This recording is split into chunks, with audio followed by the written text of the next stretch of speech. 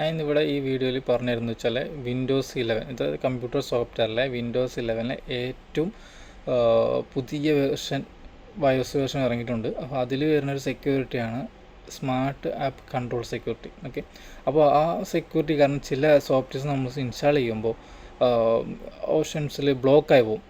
നമ്മൾ പകുതി നമുക്കിപ്പോൾ ഇൻസ്റ്റാളേഷൻ കഴിഞ്ഞ് വെച്ചാൽ നമ്മൾ ക്രാക്ക് ചെയ്യണം. ചിലത് നമ്മൾ പേയ്മെൻറ്റ് കൊടുക്കാതെ ക്രാക്ക് മെഷീൻ യൂസ് ചെയ്യുന്നവരാണ് മിക്കവരും. അപ്പോൾ നമ്മൾ ക്രാക്ക് ചെയ്യുന്ന സമയത്ത് ഈ സെക്യൂരിറ്റി അവിടെ എനേബിൾ ആണെങ്കിൽ നമുക്ക് അത് ഓപ്ഷൻസ് കിട്ടാത്ത അവസ്ഥ വരും. അപ്പോൾ നമ്മളത് ആദ്യം നമുക്കത് എങ്ങനെ എനേബിൾ ഉള്ളത് എങ്ങനെ ഡിസേബിൾ ചെയ്യാം എന്നുള്ളത് നമുക്ക് ജസ്റ്റ് ആ വീഡിയോ കണ്ടിട്ട് വരാം. ഓക്കെ, ഹലോ ഗൈസ്, ഞാൻ ഈ വീഡിയോയിൽ നിങ്ങൾക്ക് പറഞ്ഞു തരുന്നത് ഇപ്പോൾ പുതിയ ബയോസ് അപ്ഡേഷനിൽ വന്നിരിക്കുന്ന സ്മാർട്ട് കൺട്രോൾ സെക്യൂരിറ്റി സിസ്റ്റത്തിനെ കുറിച്ചാണ്. നമ്മൾ ചില സോഫ്റ്റ്വെയർസ് അപ്പോൾ നമ്മളിത് നോർമൽ ക്രാക്ക് വേർഷൻസ് യൂസ് ചെയ്യുന്നവരുണ്ടാവും മിക്ക ആൾക്കാരും. അപ്പോൾ അതിലേക്ക് നമ്മൾ ക്രാക്ക് ചെയ്യുന്ന സമയത്ത് കുറേ സെക്യൂരിറ്റി ബ്ലോക്ക് വരാറുണ്ട്.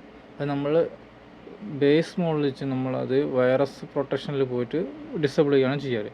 പക്ഷേ ഡിസേബിൾ ചെയ്തിട്ടും നമ്മൾ വിട്ടുപോകുന്ന ഒരു പുതിയ കാറ്റഗറി സെക്യൂരിസേഷൻ പുതുതായിട്ട് വന്നിട്ടുണ്ട്.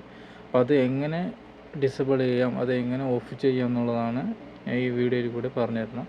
ഫസ്റ്റ് ഞാൻ ഈ ചെറിയൊരു സോഫ്റ്റ്വെയർ ആണ്, അത് ഞാൻ ഇൻസ്റ്റാൾ ചെയ്യുന്നതാണ്. അതിപ്പോൾ ഇതാ ക്രാക്ക് പാച്ച് കൊടുത്തി റണ്ണേഴ്സ് കൊടുത്തു, പാച്ചേഷൻ കൊടുക്കുന്ന സമയത്ത് എനിക്കത് എറർ വരുവാണ്. Smart app control was block this application എന്ന് പറഞ്ഞിട്ട്. അപ്പോൾ അത് ഇനിയിപ്പോൾ ഇത് നമ്മൾ ഓഫ് ചെയ്യണം. ഓഫ് ചെയ്താലേ നമുക്കിനി ഇത് ചെയ്തിരിക്കുന്ന സോഫ്റ്റ്വെയർ കറൻ്റ് വർക്കിംഗ് കണ്ടീഷനിലേക്ക് വരത്തുള്ളൂ. അത് ഈ പാച്ച് കൊടുത്താലേ നമുക്കത് എനേബിളായിട്ട് വരുള്ളൂ. അതിന് മുന്നേ നമ്മൾ ഈ സെക്ഷൻ കൂടി നമുക്ക് ബ്ലോക്ക് സെക്ഷൻ ഒന്ന് മാറ്റേണ്ടതുണ്ട്. അപ്പോൾ അതിനായിട്ട് നമ്മൾ സെറ്റിങ്സിൽ അതിൽ സ്മാർട്ട് ആപ്പ് കൺട്രോൾ ഒന്ന് സെർച്ച് ചെയ്യാം. ആ ഒരു ഓപ്ഷൻ വന്നിട്ടുണ്ട്, അത് ക്ലിക്ക് ചെയ്യുക, ഓൺ ആക്കുക. അപ്പോൾ ആ വരുന്ന ബോക്സിൽ നമുക്കിതിൽ ഓൺ ഓഫ് 2 ഓപ്ഷൻസ് വരും. അതിൽ നമ്മൾ ഓഫ് ബട്ടൺ ക്ലിക്ക് ചെയ്യുക, സെറ്റ് ചെയ്യുക, എസ് കൊടുക്കുക. നമ്മൾ തിരിച്ച് ആ സെക്ഷനിലേക്ക് വരിക, നമ്മൾ ക്രാക്ക് ചെയ്യുന്ന സെക്ഷനിലേക്ക് വരിക. ഇതൊന്ന് ശ്രദ്ധിച്ച് വെച്ചോളൂ, സ്മാർട്ട് ആപ്പ് കൺട്രോളാണ്. ഇത് ഓണായിരിക്കുക, ചില സമയത്ത് അത് ഇപ്പോൾ ഓഫാക്കി വയ്ക്കുക. ഇനി നമ്മൾ പാച്ചിൽ വന്ന് റൺ അഡ്മിനിസ്ട്രേറ്റർ കൊടുത്ത് ഓണാക്കി പാച്ച് സെക്ഷൻ വന്ന് നമ്മൾ പാച്ച് കൊടുത്ത് ഏതാണോ സോഫ്റ്റ്വെയർ ആ സോഫ്റ്റ്വെയർ നമ്മൾ ലൈഫ് ടൈം ഒരു സെക്ഷൻ കാറ്റഗറിയിലേക്ക് അത് എനേബിൾ ചെയ്ത് നമുക്ക് ചെയ്തെടുക്കാൻ പറ്റും.